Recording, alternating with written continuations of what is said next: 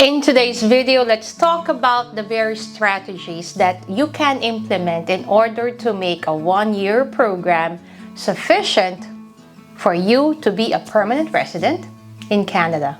Hello everyone, this is Coach Rice and this is Quest Canada.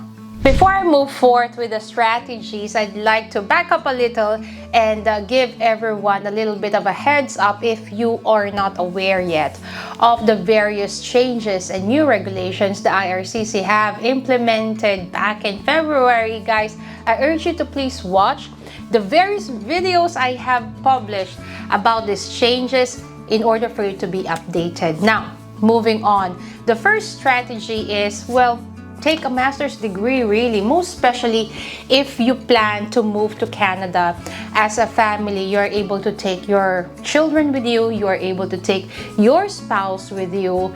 If you take a one-year master's degree, then you and your family will enjoy 3 years of legal stay in Canada.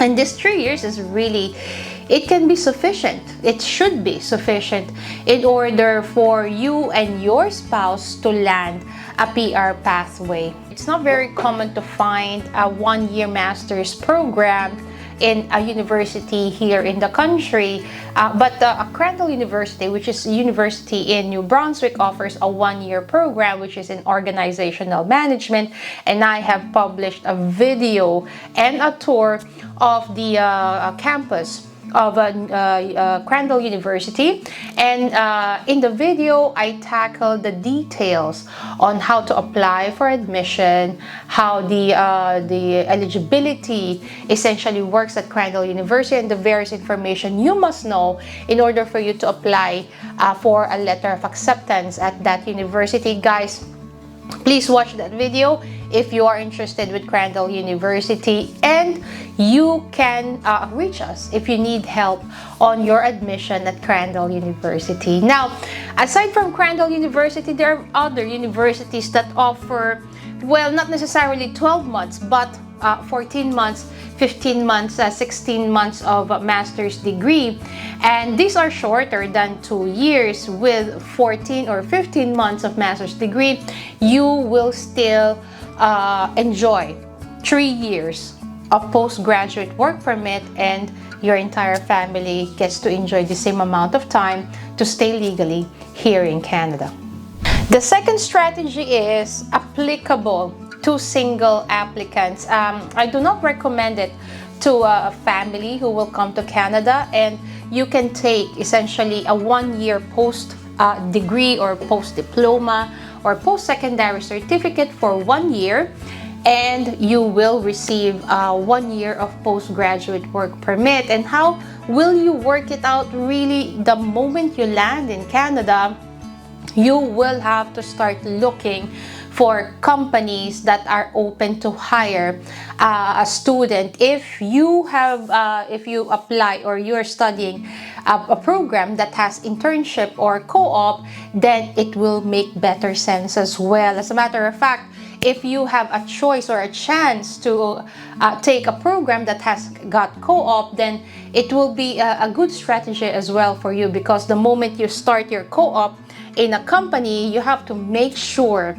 that that company is open to hiring you long term, and the moment you receive your certificate of completion, that's the time you can start your application for your PR, confirming that your company where you did your co-op is able to sponsor you for your PR application. That's one. And the other one is, the moment you land here, you have to start networking. You have to go to job fairs. You can do volunteering as well to establish yourself and network with other communities, with other people, with other associations. Get yourself out there. Actually, this should have been the first one, but anyway, you have to fully understand first the province where you intend to study at. Some people would say, University of Victoria is cheap. It's affordable as compared to other schools in British Columbia. And I can agree to that, but have you researched about the various PR pathways in British Columbia? People, international students in British Columbia move to the Atlantic for PR pathways. I know a person who is a good friend of mine who moved from BC. She stayed in BC for a year hoping to land a PR pathway or a PR invitation, and voila, nothing. She waited 12 months and decided it's not working out for her and decided to move back to New Brunswick for her PR opportunity. And honestly, guys, New Brunswick is darn good when it comes to PR pathways, and this skilled worker program have got various eligibility requirements that are absolutely friendly to international students. The New Brunswick PNP Student Connect PR pathways also another remarkable PR pathway for international students, wherein when the student finishes the school or receive the certificate of completion within 6 months after finishing the school, the student can apply for PR already. And those are just examples of the various PR pathways New Brunswick has in place for international students. Now, having said that, New Brunswick is not the only province that you should look at. Atlantic provinces, the PEI has got various PR pathways for international students. I also published a video about this.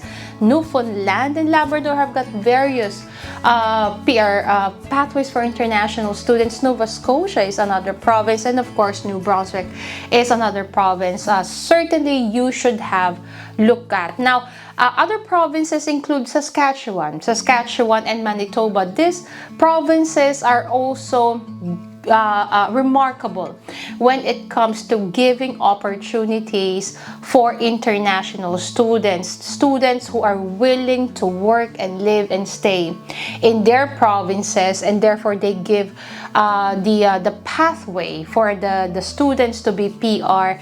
Guys, study those provinces first. Just because British Columbia is popular doesn't mean that you should go there. Just because Ontario is popular doesn't mean you should go there. Another idea to make a one-year program sufficient to be PR is to take a CCA program or continuing care assistant program in a private institution. There are certain institutions that offer CCA, and part of the offering is that during the time that the student is studying, the school will do a job placement for the student, wherein right before the student finishes the school, they definitely confirm and they guarantee that the student will already have a job. Now, there are pros and cons to the CCA program, and first one is it's a private, it's normally offered, if it's offered in a private institution, because CCA can be offered in public institutions too. But if you go to a private institution, then you are not offered with a postgraduate work permit. It does not exist. And as well, you cannot take your children with you even if they are in high school or in elementary school. You are not able to take your spouse with you, definitely, and they will not, or the spouse will not be issued an open work permit.